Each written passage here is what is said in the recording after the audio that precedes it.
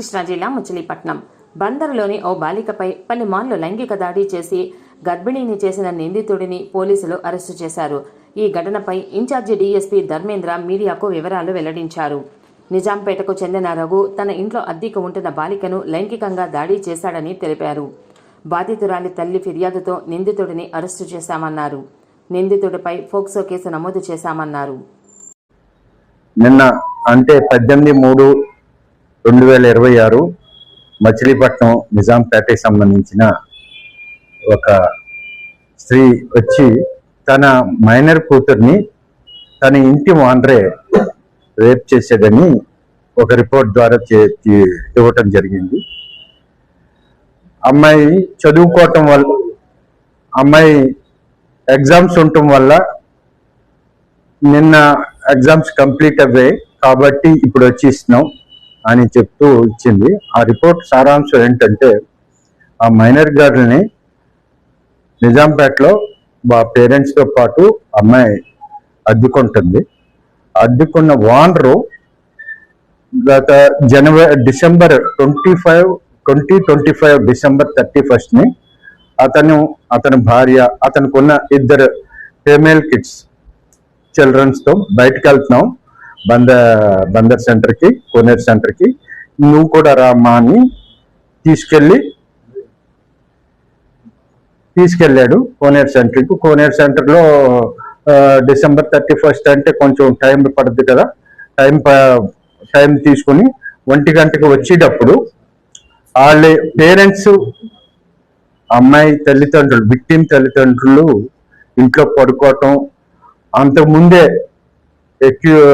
ఎవరైతే అక్యూజ్డ్ ఉన్నాడో మేము వచ్చేటప్పుడు లేట్ అవుతుంది కదా, మా ఇంట్లో పట్టుకుని రేపు పొద్దుటే వస్తుందని చెప్పారు వాళ్ళ పిల్లలతో పాటు. ఆ 31 డిసెంబర్ నైట్ అతను అమ్మాయిని బలవంతంగా మానభంగం చేశాడు అతని ఇంట్లోనే. అది చెప్తే చంపేస్తాను, ఇది చేస్తానని బెదిరించాడు. ఆ బెదిరింపుతో ఆవిడ మౌనంగా ఉండిపోయింది.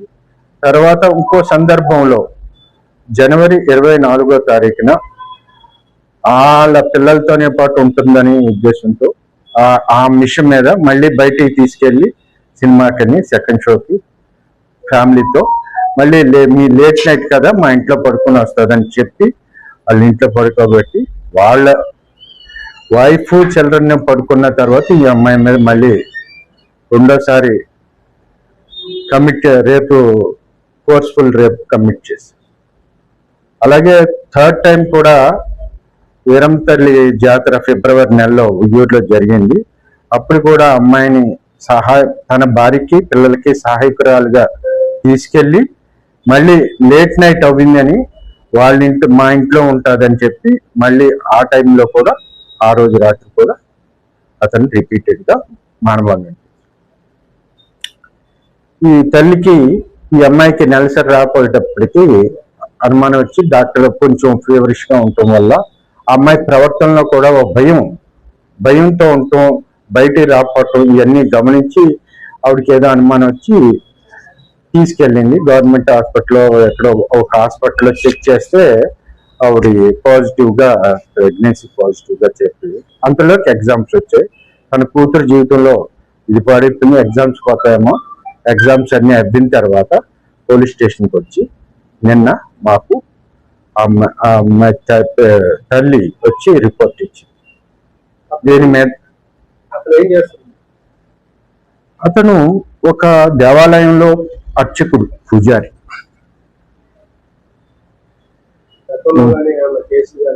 అతని మీద ఇప్పుడు వరకు మనకి మా దృష్టిలోకి రాలేదు. అతని మీద రేప్ కేసుని, అలాగే పోక్సో యాక్ట్ ప్రకారం అతను రిపీటెడ్గా అఫెన్స్ చేశాడు కాబట్టి ఆ కేసుని చేసి రిపీటెడ్ నేరం చేశాడు కాబట్టి ఇన్వెస్టిగేషన్ డిఎస్పీ స్థాయి అధికారి తీసుకోవాలి కాబట్టి ఇన్ఛార్జిగా ఉందని నాకు అతన్ని ఈరోజు అదుపులోకి తీసుకున్నాం. అతన్ని హాస్పిటల్కి పంపించాం. అలాగే అమ్మాయిని మెడికల్ చెకప్ పంపించాం.